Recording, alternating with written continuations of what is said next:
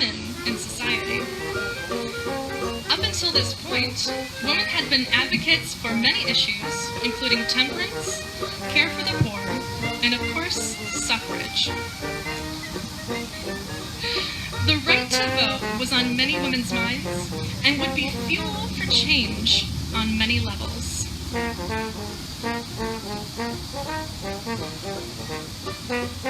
Doesn't she look great?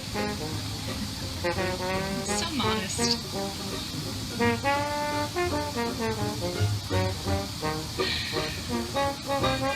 No longer the weighted, full-length gowns of the previous century, bathing dresses still covered up most of the female figure and were made of heavy wool fabrics. Hemlines had started their glacial ascent so that bathing dresses were now a daring knee length. To still allow for modesty, these dresses were worn over knee-length bloomers, and ladies continued to wear wool stockings, beach boots, and sometimes a mock cap to protect their head and eyes. Ashley wears a swimming dress in the style of the early 1900s, complete with a detachable skirt, sailor scarf, and voluminous sleeves, all made out of medium-weight navy blue wool. She accessorized with modest wool stockings, shoes, but decided to leave her mop cap at home. A very daring decision indeed. Thank you, Ashley.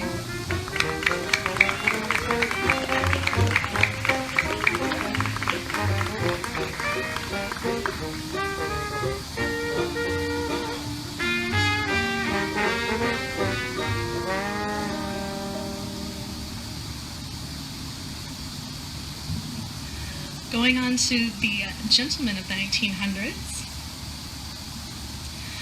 While swimming was always a popular activity for men, the rising trend of men's fitness solidified its place in the day-to-day exercise regime of the health-conscious gentleman. The widespread epidemic of tuberculosis in the 19th century introduced spending time in the sun as a way to ease symptoms and help the immune system. Spending time outdoors and exercising became more common, and outdoor recreation became a way to not only ward off tuberculosis, but to stay healthy and vigorous. Swimming often took place outdoors in natural bodies of water, and most often swim naked. Wearing clothing in the water invited growth of the cholera bacteria, and was typically discouraged. Contact between the skin and the water was viewed as the biggest health benefit of swimming. As urban communities grew, recreation at public beaches started to attract not just men, but women and families as well. It was only after women and children started coming to the beaches, in the early 1900s. It was only after women and children started coming to the beaches that men started to don bathing suits. These suits usually covered most of their arms and legs, and to us resembled t-shirts and shorts. Jalen is wearing a popular style of bathing suit for men in the early 1900s, which would have been made from a woven cotton or wool. But don't think for a second that these outfits were blah or bland. Fabrics even came in stripes, including the bold black and red combination that Jalen is modeling for us today. Thank you, Jalen.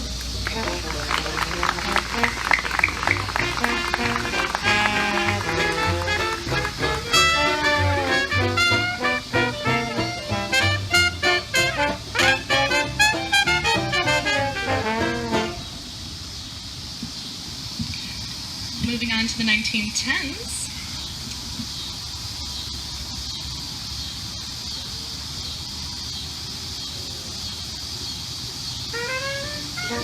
In the 19-teens, as the suffrage movement raged on, women began to do more than just dip their toes in the water. When wet, the typical wool swimming dresses were clingy and weighed beachgoers down, making anything more than splashing on the shore near impossible. Trailblazers like Annette Kellerman, Australian swimming champion and entrepreneur, popularized swimming as a sport and fitness regimen for women, and dared to dress the part. She created quite the scandal when she attended a swimming competition wearing only a tank top attached to shorts. Nary a stocking in sight. This type of suit, which was typically worn by men, was not an uncommon sight in her native country of Australia. However, in Boston, she was arrested and charged with indecent exposure.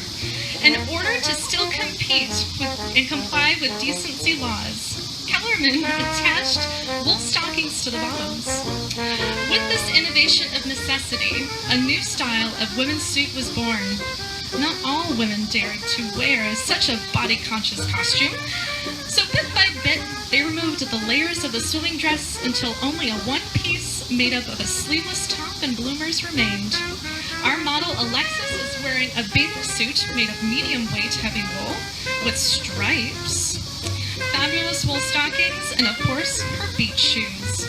She would have been quite the fashion plate in the 19-teens, and on the cutting edge of women's beachwear fashion. Thank you, Alexis.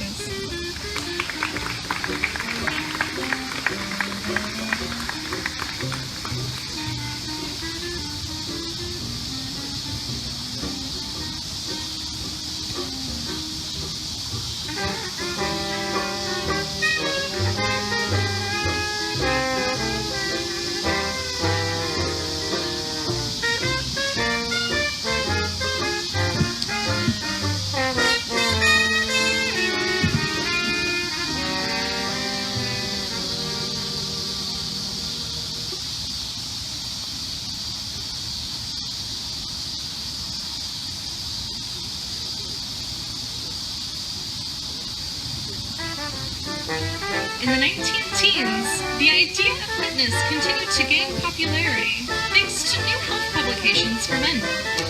As office and factory work became common careers, the daily demand of physical activity declined as compared to the labor-intensive agricultural work of past generations. While swimming was always a popular activity for recreation, the rising trend of men's fitness solidified its place in the day-to-day exercise regimen of the average man. Since the heavy shirt and short pants from the previous decade would float around in the water and weigh the swimmer down, the one-piece bathing suit became the go-to uniform for the serious swimmer, who also wished to show off his fitness. How do you like that mustache?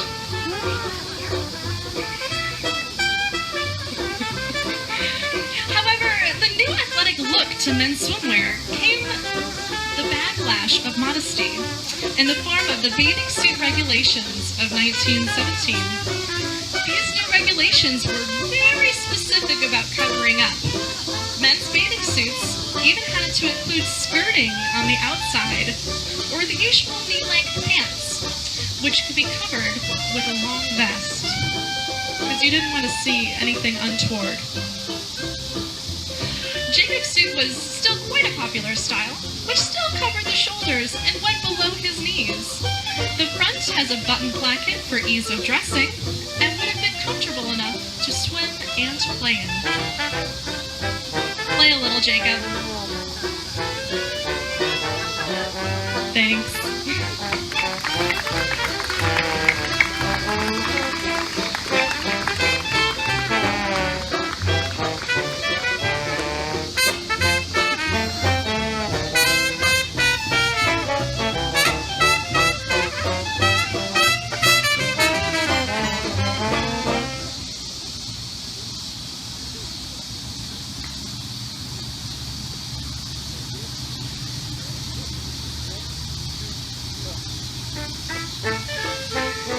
Suits for both men and women changed drastically from the decade before, and were surprisingly similar in the 1920s. Consisting of a sleeveless tunic and attached shorts, the new designs of the 20s revealed more than just skin.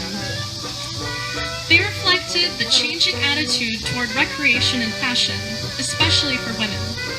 In the era of the flapper, straight-cut, corset-free styles reigned supreme. Hemlines continued to rise, and suits were designed to be more comfortable for actually being in the water. Less fabric meant that the swimmers were not weighed down and could move more comfortably. While the suits were still made of wool, the fabric was now a more comfortable knit that stretched and moved with ease. Why wool, you ask? Well, designers thought that wool would keep swimmers warmer in the water. More than just a new fitness and recreation trend, swimming became an excuse for more body-conscious designs with deeper necklines, lower armholes, and shorter shorts. However, despite the rising popularity of these new suits, women were still expected to wear wool stockings to cover their legs. Stockings were regularly rolled down below the knee for increased comfort and as an act of rebellion. While revealing so much skin was becoming more and more common, enforcement of decency laws on beaches remained vigilant. Sheriffettes patrolled the beaches and would find or even arrest women who did not cover up. Our model Ginny's adorable suit would have been enough to have her expelled from the beach. Women continued to stubbornly stick to their guns, and eventually these scandalous designs became the new normal. Thank you, Jenny.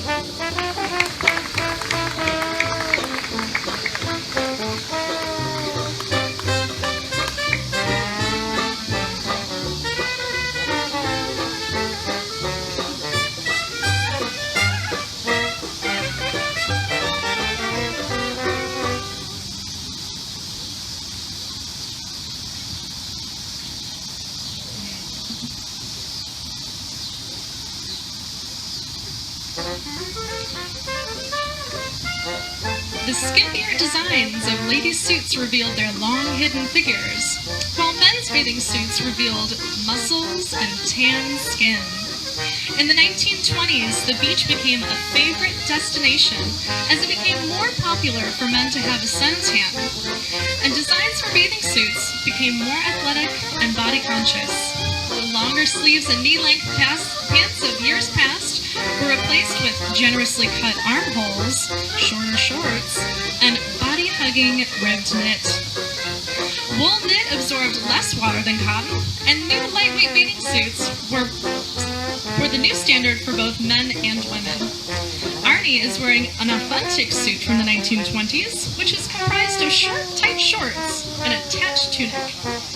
Ask Arnie how difficult it is to get into one of these suits. In order to put it on, men needed to unbutton the strap, step into the suit, and button the strap once the suit was on.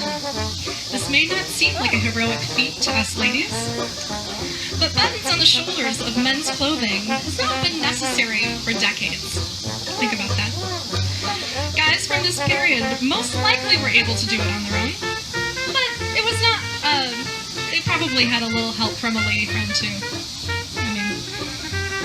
Tan skin was becoming more and more popular, and it was not uncommon for men to parade around the beach with one strap unstrapped. After hearing how difficult it is to get on, maybe they just decided to leave their straps undone. Thank you, Arnie.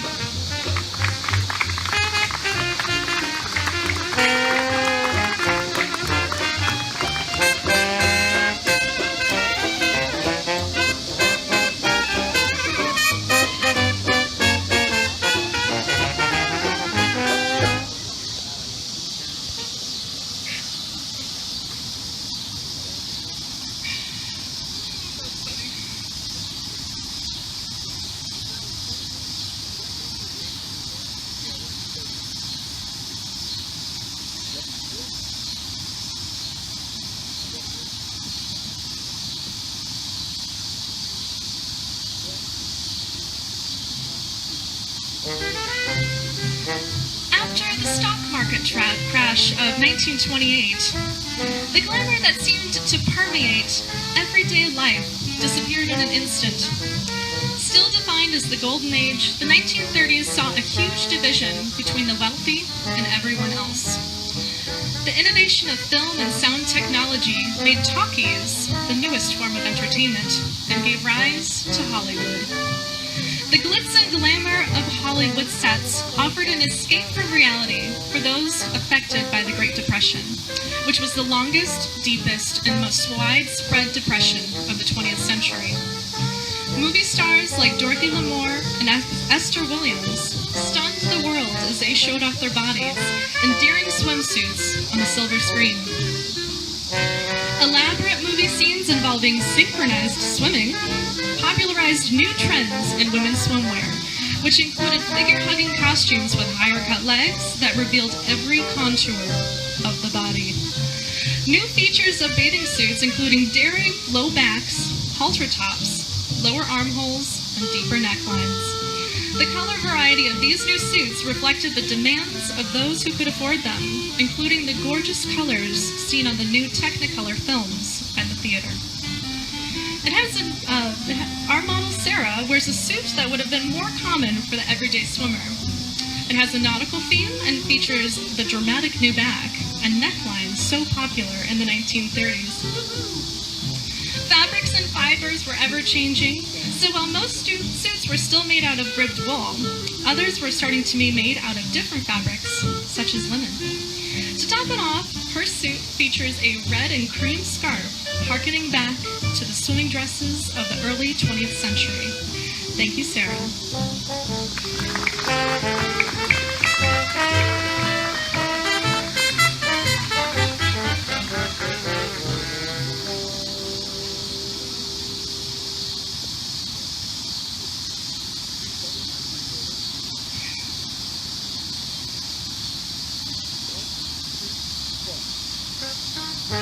This one's a good one.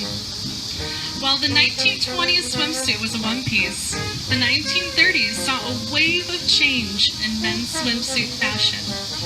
The early 20th century fitness craze was still going strong and was influencing not just the lifestyles of men and women, but also the ideal body and beauty standards.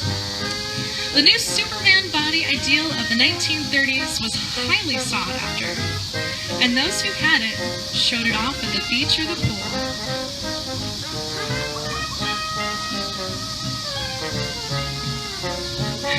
The new popularity of gyms and bodybuilding supplemented the exercise found with outdoor activities, such as swimming, and much like the dazzling scenes from the big screen, men's fashion and physique was heavily influenced by movie stars like Dick Powell and Tyrone Power. The suit worn by Tyler harkens back to 1933, when it was still considered a little scandalous to bare your chest at the beach.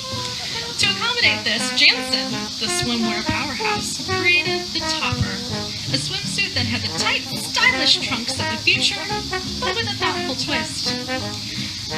The backless tank zipped off so that men could sunbathe shirtless without tan lines, but also cover up when in polite company. While pale skin was the sign of wealth and class in previous decades, in the 1930s, the suntan was the way you showed how much time you had for leisure.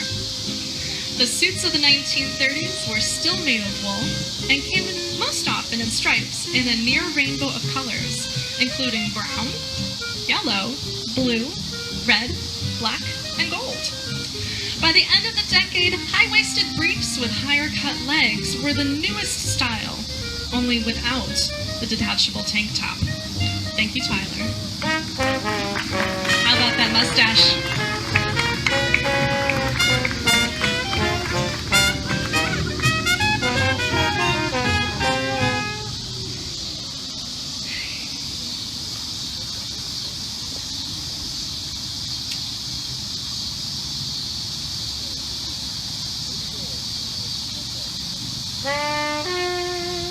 In the 1940s, the infamous bikini was born.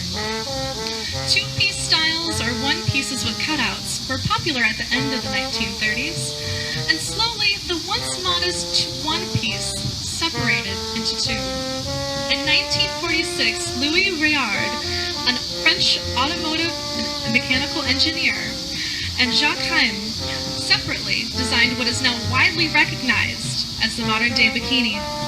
This minimalist and relatively skimpy two-piece was designed to give women better access to a suntan and was cut high on the hips to revealed the wearer's navel.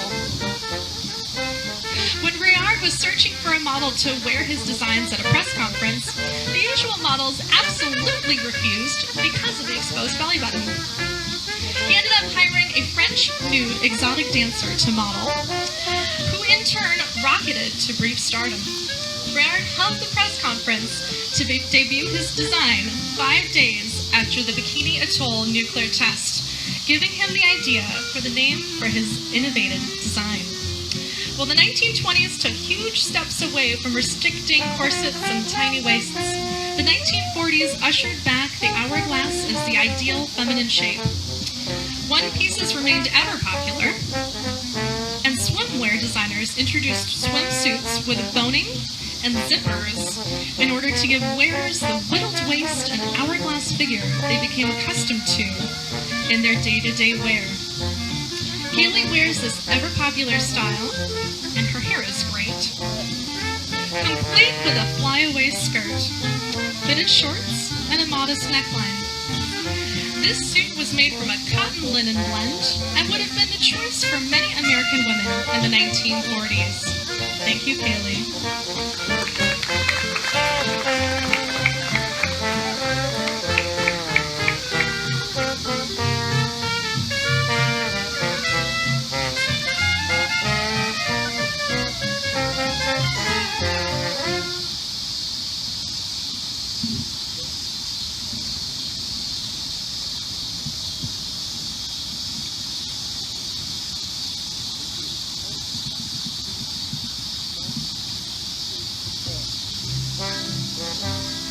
During World War II, everyone was asked to do their part. Whether that meant having your own victory garden at home to supplement your rations, donating surpluses to the army, or going without certain fabrics or fibers, the effects of war left everyone tightening their belts. Ladies would often draw a seam up the backs of their legs to suggest they still owned their precious wool stockings. Or silk stockings. Whoops. Silk stockings. This also meant fabric shortages for other aspects of life as well. While many men were serving their country, those who stayed behind and still had time to swim also did their part. Fabric shortages resulted in designers cutting swimsuits to accommodate the less abundant access to fabric. Men's suits became smaller, and while new innovations of fabrics were changing the swimwear landscape, most men's suits were still made out of simple, ribbed wool knit. The colors of these suits were usually dark, navy blue, hunter green, and maroon. Since swimming shirtless was no longer as scandalous, swimsuits were cut slightly higher than before and often covered the belly button. Oh my goodness. Leg holes were tighter, as was the rest of the suit, and were lower than the suits of the decade before. Most suits had fabric belts around the waist, which even had a little button pouch that could have been used to hold a key to your beach locker. Thank you, Lido.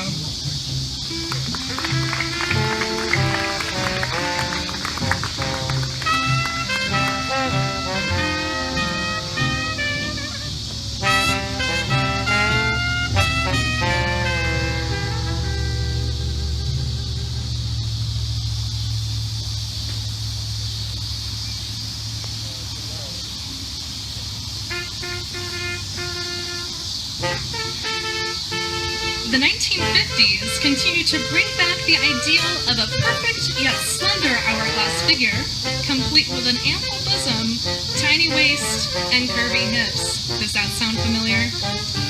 The end of the Second World War brought back the excess and glamour of the 1920s, but left behind the corset-free and boy-like body type so idealized 30 years before. Gone were the days of rationing and scarcity. Fashion stepped back into excess, featuring wild and diverse prints, new fabrics that whipped away water and retained their shape. One pieces remained the most popular style, but strapless suits became all the rage. Up until the 1950s, strapless anything was considered too revealing, even for the beach. While two pieces gained popularity, one pieces allowed for the internal, almost architectural structure of these corset-like suits. The top usually had a sweetheart neckline, with a very tight, short skirt covering the front part of the bottom. Wearing a swimsuit didn't get women off the hook for maintaining that perfect 50s figure either. The top had padded or formed cups to enhance the bust, and the rest was fitted and boned like a corset. Fabrics were available in a wide array of styles, including floral, plaid, gingham, and of course, polka dot. Addie wears a 1950s one-piece playsuit with the ever-popular sweetheart bodice, ample boning, and eyelet trim. Thank you, Addie.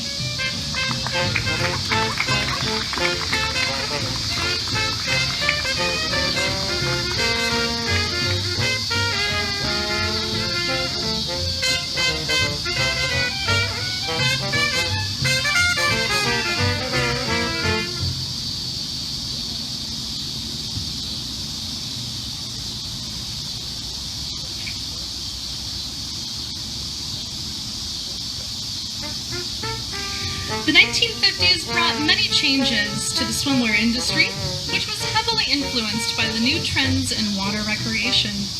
Traveling to new and exotic places became a new pastime, as well as vacationing during the summers at beachside resorts. The growing middle class demanded more swimsuits, and the introduction of miracle fibers such as lycra, crepe, and nylon increased comfort and accelerated drying times, while also preventing wrinkles in men's swimwear. Ready-made products and convenience ruled the market, and swimwear was no different. Men wanted an array of colors and patterns in a stylish swimsuit that was considered polished and elegant. Trunk legs increased in length and became more like tailored shorts, which could be worn with matching shirts to country clubs, resort restaurants, and more. While public swimming pools and beaches were still popular, the rise of the suburbs and cookie-cutter houses were the direct results of white flight in the 1950s. Legal and de facto segregation of public spaces, including pools and beaches, and its enforcement was a part of the everyday lives of the average person. Fashion, however, did not see segregation as the root of many of these new recreation trends. Sam is wearing a pair of swim trunks in the style of the 1950s, which features a high-cut waist, a looser fit, and longer legs, and of course, the ever-popular tropical print. Thank you, Sam.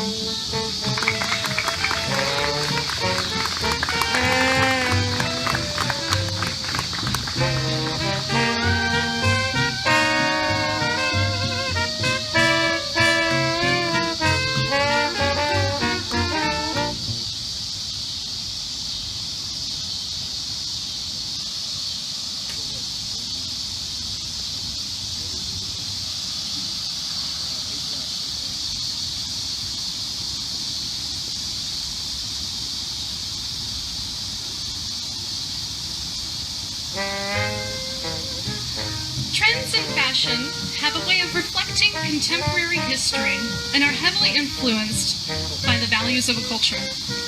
Swimwear holds a magnifying glass to this and deeply examines the expectations of gender and morality revealed by the intimate visual and physical space of swimming. The monumental shift in fashion over the course of 50 years tracks our society's path through women's rights, 2 world wars, and the excesses and troubles of 1950s America. These trends continue to be reflected in our own modern culture in ways we do not yet see. We had the amazing opportunity this evening to see these trends illustrated in real life and to be transported back to when these swimsuits meant more than just recreation.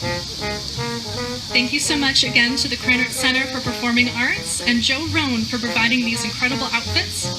And thank you to the Sholem Aquatic Center lifeguards, who are our amazing models this evening.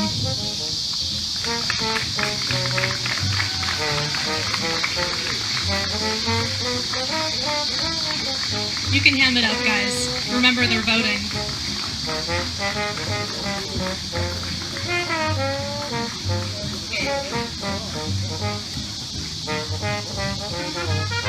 To introduce our models, the 1900s, Ashley Armstrong, and Jalen Rogers.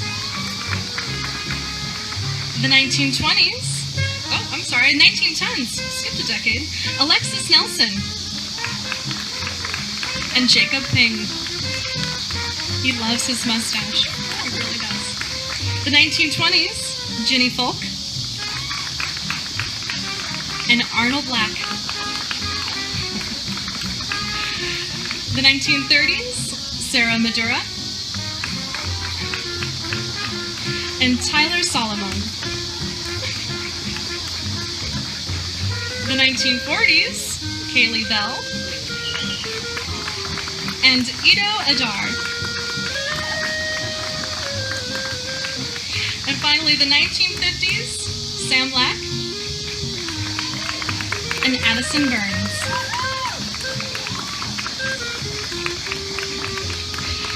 Also, a huge thank you to the Traditional Jazz Orchestra, who provided the soundtrack for this evening's show, with popular music from each decade. So every song you heard from was the decade which you were watching. Thank you, models. You can head back now.